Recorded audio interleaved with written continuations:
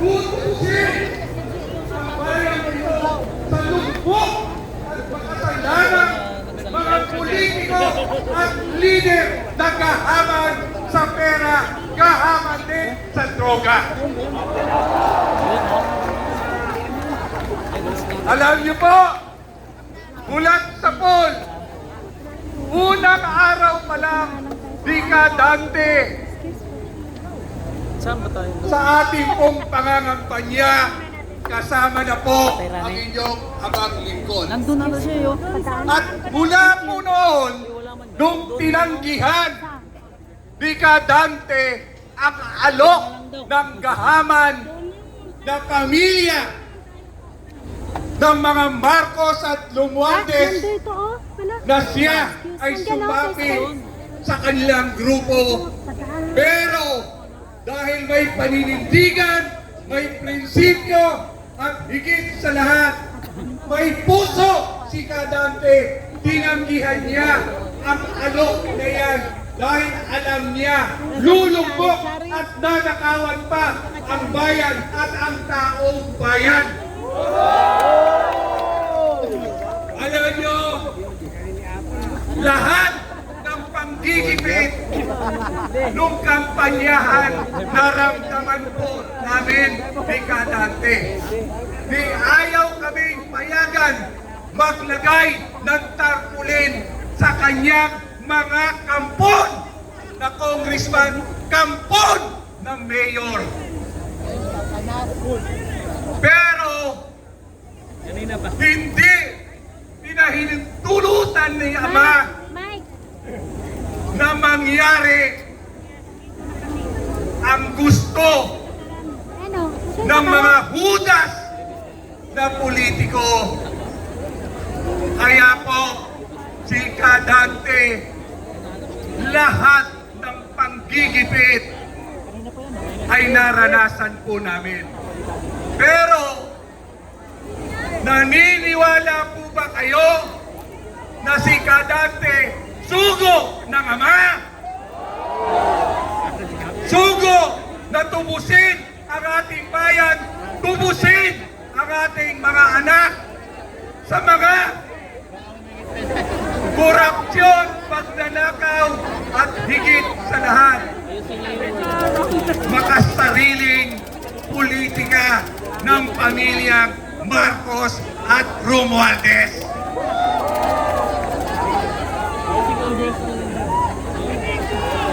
Sa panahon ho ngayon, ang hirap ilaban ang tama. Buti na lang may Kadante at buti na lang may Iglesia ni Cristo. 40 days po kami sa Senado. Dahil sabi nga, proteksyonan namin ang 13 senador dahil sila na lang ang magbibigay pag-asa sa bayan nating ito at kinabukasan ng mga susunod na henerasyon. Pero ano ang ginawa nila? Sindikato na ang pagpapatakbo ng bangag na presidente, adik na Marcos.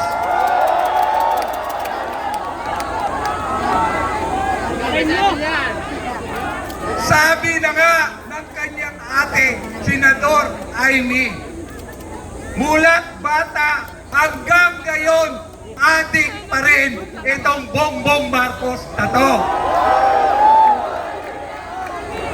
Kung ikaw ay hindi adik, isa man sa inyo na akusahan na ikaw ay adik, ano ang iyong gagawin? Sasabihin mo, hoy, halika rito, samahan mo ako, magpapadrag test ako para patunayan ko sa iyo, hindi ako adik. Tama! Pagod na kami.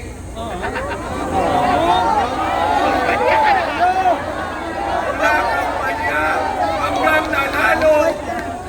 Pero hanggang ngayon, nilalakawan pa rin tayo. Kawawa naman ang mga susunod na henerasyon kung hindi tayong kikilos ngayon. 2 days ago, merong mapagpanggap na grupo nag-rally rin dito. Umaasa tayo na sila ay magbabago. Pero ang taong kahaman, ang taong makasarili at higit sa lahat, ang taong may madilim na balak sa bayan, kahit kailan walang gagawing tama. Muntik na tayong sumama doon. Tama? Pero napakabuti ng Ama at alam niya na gagamitin lang tayo. Hindi niya pinayagan na 2 days ago nandito tayo. Tama? Nilangaw sila.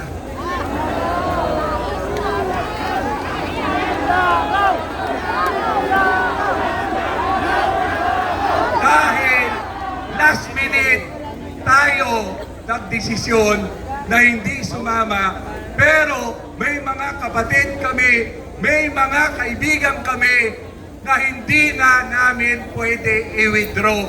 Kaya kami ay naglagay ng tent doon sa almost 300 meters yan. At doon, nakita natin itong mga makakaliwa, itong mga political prostitute, political prostitute, liberal, makakaliwa, kung paano nila nilinglang ang mga taong umaten sa rally dito. Sila ay binayaran 500 pesos, pero dumating sa leader, ang binigay ng leader sa bawat tao, 300 pesos, 200 pesos, 150.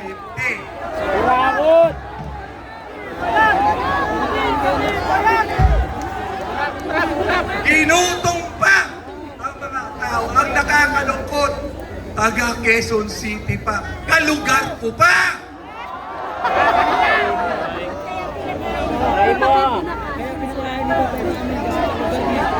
Hindi kagaya nyo, puso! Kaya kayo nandito ngayon dahil gusto nyo ng pagbabago. Gusto nyo ng hustisya. Justisya! Justisya! Justisya! Justisya! Justisya! Alam nyo, kung wala kayo, lahat na lang ng politiko na nasa paligid ng Kongreso, na nasa paligid ng Malacanang, puro mga hutas.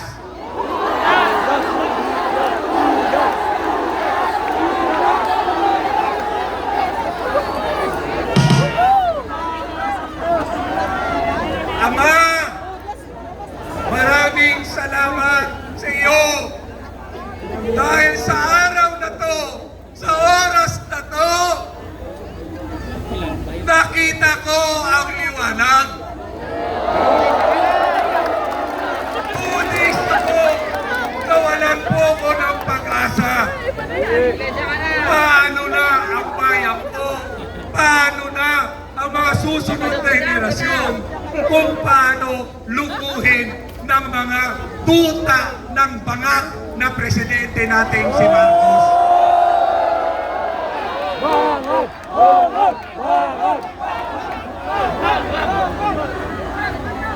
Salamat, Ama. Hindi nyo pinagibayaan ang bansang ito, ang bahayang ito. Actually, dapat tuloy-tuloy. Nandito po ngayon ang mga sugo mo at manunubos sa bayang ito para tapusin na ang pagpapahirap sa bayan at sa taong bayan. Tingnan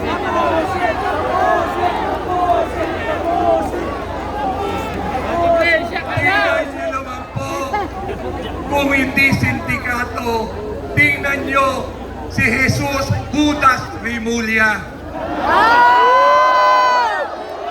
Judas! Judas! Judas! Judas! Judas! Judas! Lord, bakit hindi mo pa kinuha itong Judas na to? Sunog na nga ang mukha, sunog pa rin ang kaluluwa.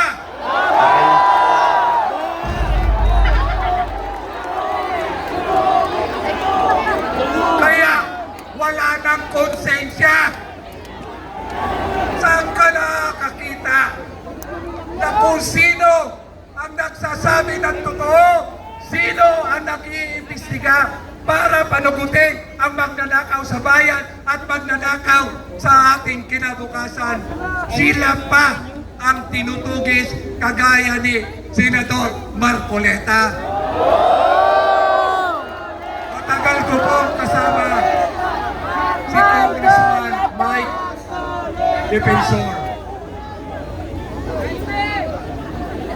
Alam ko po na tumulong lang kay Kadante dahil naniniwala na malaki ang magiging kontribusyon ni Kadante at naniniwala kami dahil membro ng Iglesia ni Cristo, magiging tapat sa bayan at sa taong bayan si Kadante.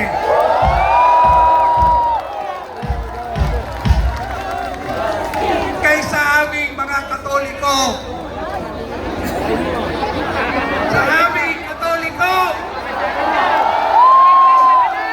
mali-maleta, ipinagpapalit kami.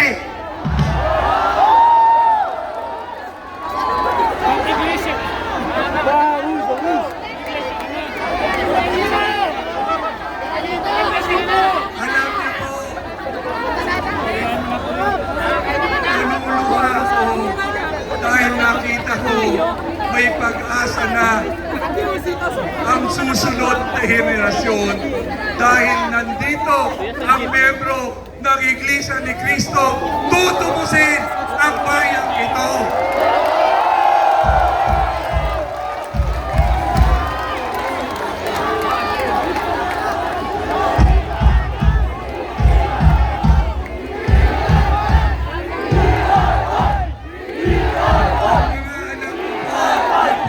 Professional. Ang bunso ko, isang abogada. Ang pangalawa ko, isang doktora. At yung panganay ko, graduate din po. May apo na po ako. Mapalad po ako dahil meron po akong kakayanan. Pero ang kinatatakutan ko, baka mabiktima ang mga anak ko sa krimen na nangyayari sa labas ng aming tahanan. Laganap na po ang adik ngayon kahit saan mang barangay. Tama! Nasa Malacanang! Naging kapitan po ko ng Distrito 2 ng Barangay Batasan Hills, pinakamagulong barangay noon.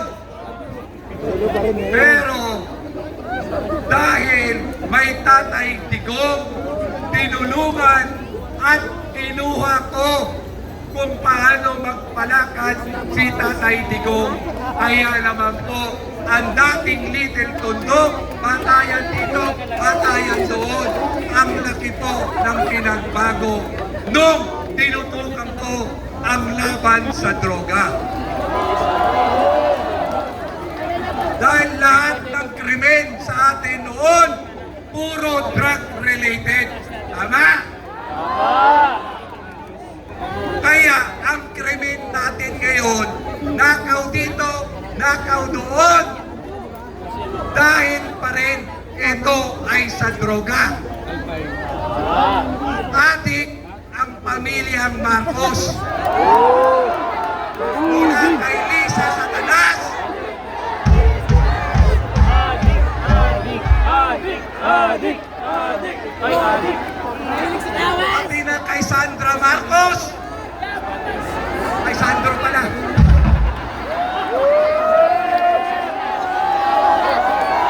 Tama ba?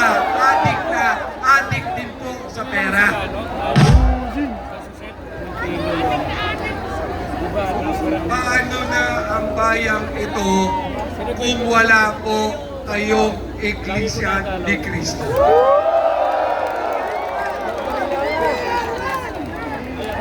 Sinimulan po natin ito. Sasama po ko sa inyo. Lilinisin natin ang bayang ito.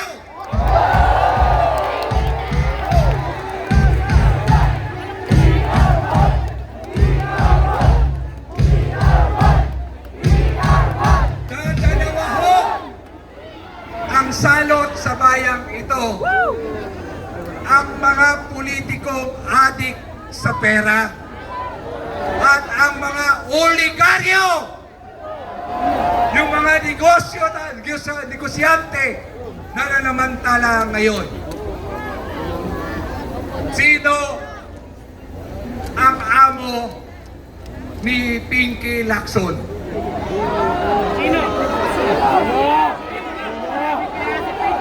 Ang amo ni Pinky Lacson ay may-ari ng isang hotel casino na mayroong branch dito sa atin.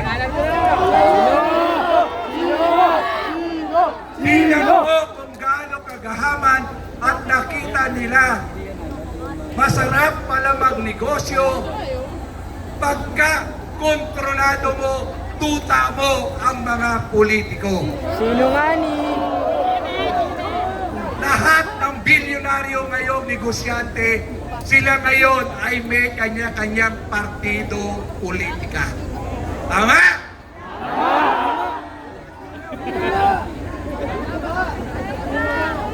Pasensya po kayo. Hirap na po ako. I'm already 68 years old. And sa one, nandun po ko. Ang nilalabanan ko, si Marcos Sr. I was 28 years old. And sa 2, nandun din po ko. And sa 3, nandun din po ko sa kanto ng Santolan alas 11 ng hating gabi.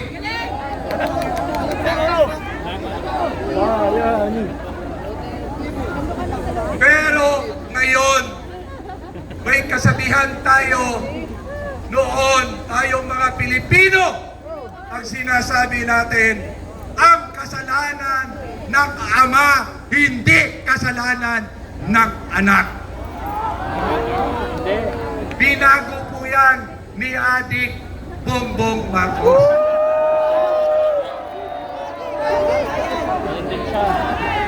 Ang kasalanan ng ama, hinigitan pa ng anak! Tapusin! Alam niyo po, nung na-receive ko, ang tawag mula po isa sa membro ninyo. Alas 4 ng hapon, nag-game na raw. Game na tayo! Bomba na! Alam niyo po, nung narinig ko, kinumperm ko pa na ayaw kong maniwala. Pero sabi ng kaibigan ko, positive po yan, Konsi. Hindi ako ba? Tama po kayo, positive talaga si Bongbong Marcos.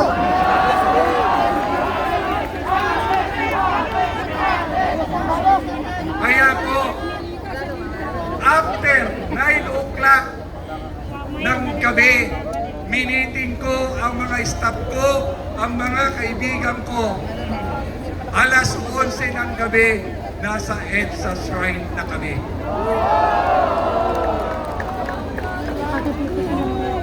Dahil ito nakako ay answered prayer na. Kaming mga Katoliko po, kahit mukha ho akong hoodlum, pero naka-Diyos din po ako. Gagawin namin! Kasi matibag lang yung pogi. Alam niyo ho, nagpaalam ako sa misis ko, ang sabi ko, Mami, eto na. Eto na. Hinihintay ko.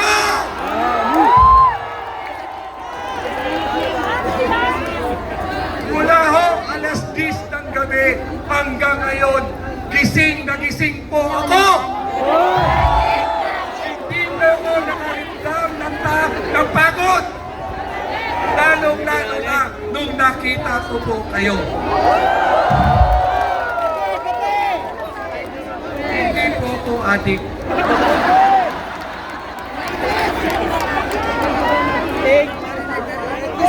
Ang tangi ko lang po pinagad na sana kumilos na ang kapatirang ito.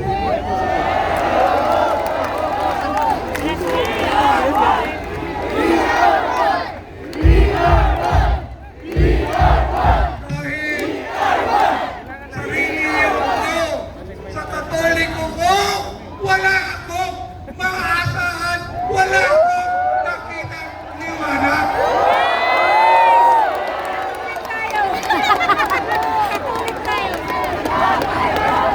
Wala daw basa sa Katoliko eh. Kailangan nga! Maraming salamat po! Tinugunan niyo ang paghihirap ng bansang ito.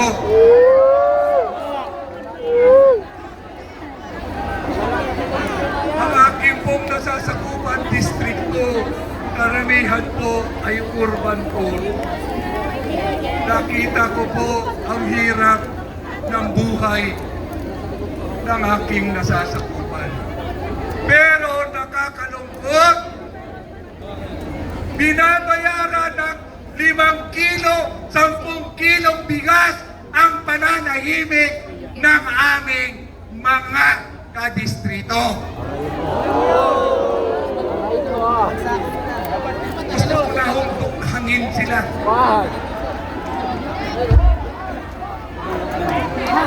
Nawawalan ako ng pag-asa pag nakikita ko sila. Dahil hirap na sila, sila dapat tulungan, pero sila binibenta nila sa 5 kilo at 10 kilo ang putangin ng congressman namin.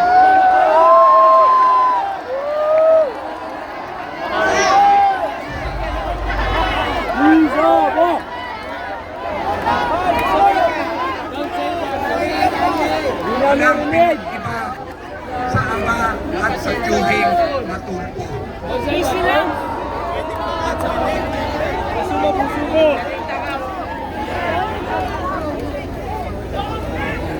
Kaya ho, ako umapaw ang pag-asa ko po ngayon. Anak, kinuha kasi ako ng mahirap eh. Dahil sa hirap ko yan, anak, kinuha ko na isang palahubog. Bisaya po kami. Taga-Sibong akong inahan. Taga-Palumpon Leyte ang akong amahan na palahubog.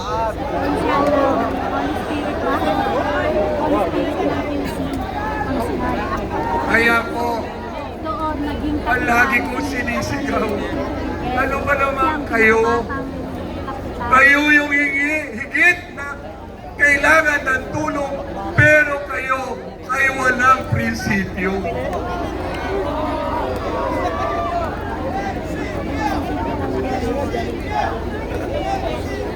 Sa halagang 5 kilo, 10 kilo, pinahayaan niyong maging bulag kayo sa bilyong-bilyong nilanakaw ng congressman namin.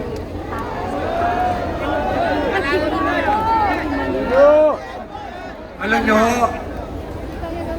kung hindi ho dumating tong araw na to, magsusuicide na ho ako. Pupunta ho ako sa Congress. Tataniman ko na ho ng bomba.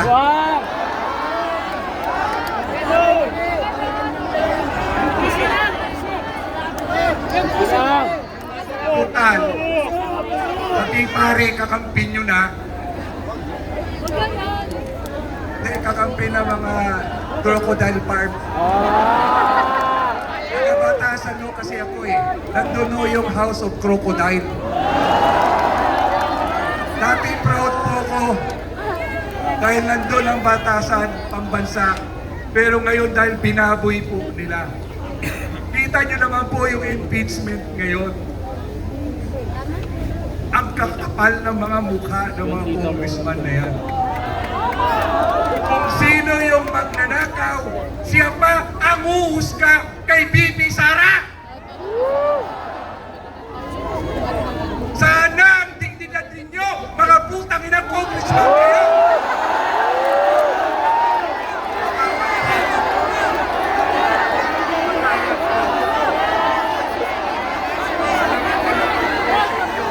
Yung binitawag ko sa salita. Kita mo, sino ka?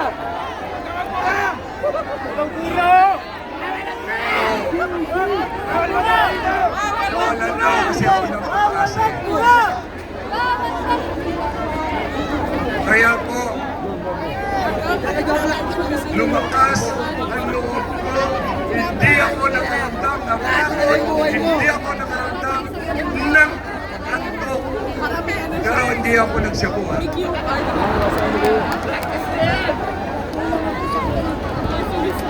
Hindi ako umiinom, hindi ako nagtarinig-arinig.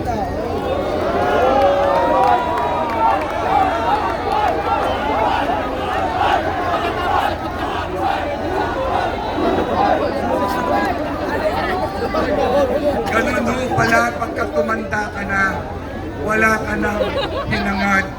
Kung hindi, makatulong na lang, pangalagaan, proteksyonan ang mga susunod na henerasyon. Kaya po, Ama, maraming pong salamat. Sa oras na to, kaharap ko po ang mga sugo at tagapagtanggol po ng bayan. Nawa, Ama, Ano yan? gabayan niyo po kami na sana po umalis na ang demonyo at adik sa palasyo sa Malacanang.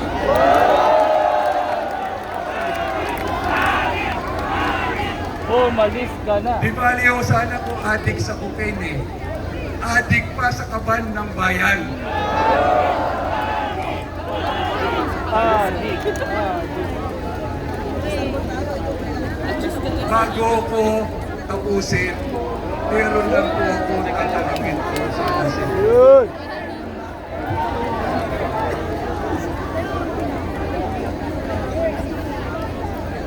Tatapusin na ba natin ang administrasyon ng adik na Marcos? Tatapusin na ba natin ang paghihirap ng ating mga kababayan? Hindi ba malas?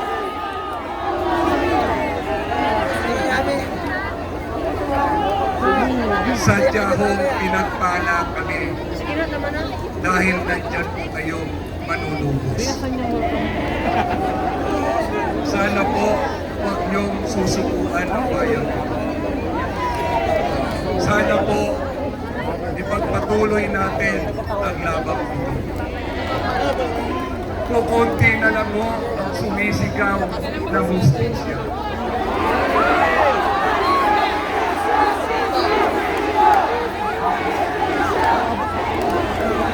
Dahil ultimo, si Jesus is Lord Joel Villanueva ay na-recruit na ni Jesus Judas Bibulia. Kaya si Joel Judas Villanueva na rin siya.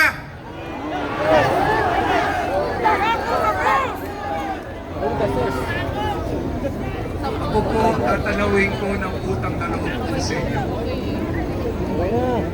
Sa pagkakataon kong ito, sasamahan ko po kayo sa laban na ito. At makakaasa po kayo sa laban na ito. Hindi ho kayo ang nasa harapan.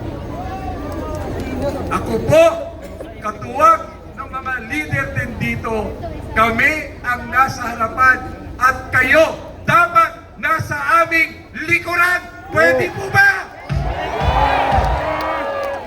Pwede na ba tayo lumusok?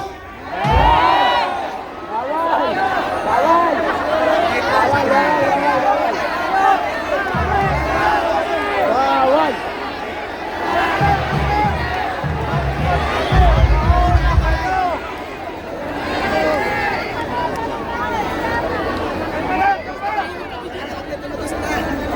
Tatanawin ko po na ang laro ko. Dahil sa inyo ko po nakita. Salamat, Ama. Salamat po sa oras na po. Binigyan mo kami, Ama, ng katuwang. Katuwang sa paglilinis at pag-aangat ng antas ng kabuhayan ng aming mga kabuhayan. Ama, hindi man po kalabisan. Kunin mo na ho ang pamilya Marcos!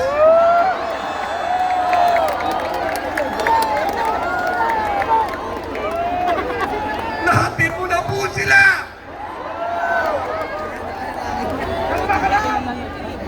Di pwede sa taas! Muli po, maraming salamat.